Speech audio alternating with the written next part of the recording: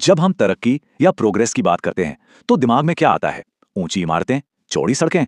शायद हाँ, लेकिन क्या यही सब कुछ है? आज हम प्रगति को दो बिल्कुल अलग लेकिन उतने ही जरूरी नजरियों से देखेंगे। एक है सामाजिक और दूसरा आर्थिक। तो चलिए शुरू करते हैं। जरा इस नंबर पे गौर कीजिए, 99.93%। देखने में तो ये सिर्फ एक आंकड़ा है, लेकिन ये एक बहुत ही इंप्रेसिव, बहुत ही प्रभावशाली आंकड़ा है। सवाल यह है कि ये है क्या? ये नंबर अपने आप में एक बहुत बड़ी कामयाबी की कहानी छुपाए हुए है। तो ये आंकड़ा है चंडीगढ़ की नई लिटरेसी रेट का। जी हाँ, और ये सिर्फ एक नंबर नहीं है, ये एक सिंबल है, एक प्रतीक है इस बात का कि चंडीगढ़ ने सोशल प्रोग्रेस में कितनी बड़ी छलांग लगाई है। तो चलिए इस विश्लेषण के पहले हिस्से में चंडीगढ़ की इस शानदार कामयाबी को थोड़ा और करीब से देखते हैं और समझते हैं कि ये इतनी बड़ी बात क्यों है। अच्छा, तो ये आंकड़े हमें क्या बताते हैं? देखिए, पहला तो यही कि लिटरेसी रेट 99.93% तक पहुंच गई है और इसी के साथ चंडीगढ़ को फुल्ली लिटरेट यूनियन टेरिटरी यानी पूर्णतः साक्षर केंद्र शासित प्रदेश का ऑफिशियल दर्जा मिल गया है। ये घोषणा पंजाब के गवर्नर गुलाब चंद कटारिया जी ने की। और अगर हम इसे नेशनल लेवल पर देखें तो ये और भी बड़ी बात है। चंडीगढ़ ऐसे करने वाला देश का छठा स्टेट या यूटी बन गया है और यूनियन टेरिटरीज में दूसरा। अब सवाल ये उठता है कि आखिर ये हुआ कैसे, है ना? मतलब इतनी बड़ी सफलता के पीछे क्या था? कोई खास पॉलिसी, कोई प्रोग्राम? चलिए इसी को समझते हैं।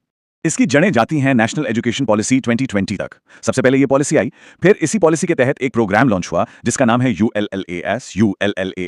इसका पूरा नाम है understanding life long learning for all in society. और बस इसी प्रोग्राम को जब चंडीगढ़ में ढंग से लागू किया गया तो ये कमाल के नतीजे सामने आए।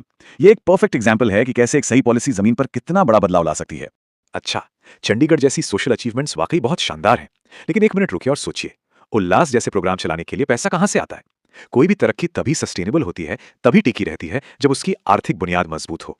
तो अब कहानी को थोड़ा बदलते हैं और प्रगति के दूसरे पहलू यानी इकोनॉमिक्स की तरफ चलते हैं। तो हमारे विश्लेषण के इस दूसरे हिस्से में हम बजट की दुनिया में गोता लगाएंगे। हम राजस्थान के बजट का एक उदाहरण लेंगे और कुछ ऐसे जरूरी इकोनॉमिक कॉन्सेप्ट को समझेंगे जो किसी भी सरकार की फाइनेंशियल हेल्थ को समझने के लिए आप कह सकते हैं कि चाबी का काम करते हैं।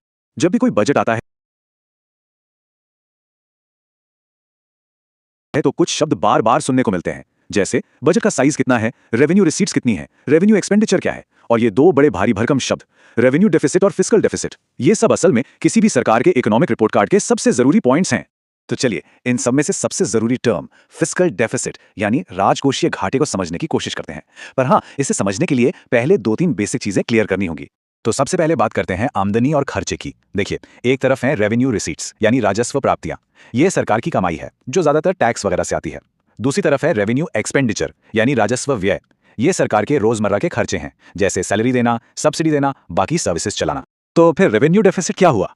बहुत सिंपल है, जब सरकार का रोज का खर्चा उसकी रोज की कमाई से ज्यादा हो जाए तो जो गैप बनता है, जो कमी रह जाती है, उसी को कहते हैं रेवेन्यू डेफिसिट। और अब बात करते हैं फिस्कल डेफिसिट की, राजकोषीय घाटा। ये थोड़ा बड़ा कॉन्सेप्ट है। ये सरकार की टोटल कमाई और टोटल खर्चे के बीच का फर्क है।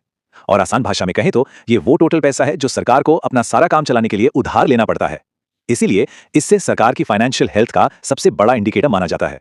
तो देखिए, हमने आज प्रगति के दो अलग अलग लेंस से देखा। एक तरफ चंडीगढ़ का लिटरेसी रेट है जो ह्यूमन डेवलपमेंट को दिखाता है, और दूसरी तरफ बजट का घाटा है जो फाइनेंशियल स्टेबिलिटी की कहानी कहता है। सच तो यह है कि एक के बिना दूसरा अधूरा है। किसी भी जगह की तरक्की की पूरी तस्वीर तभी बनती है जब इन दोनों में एक सही बैलेंस हो।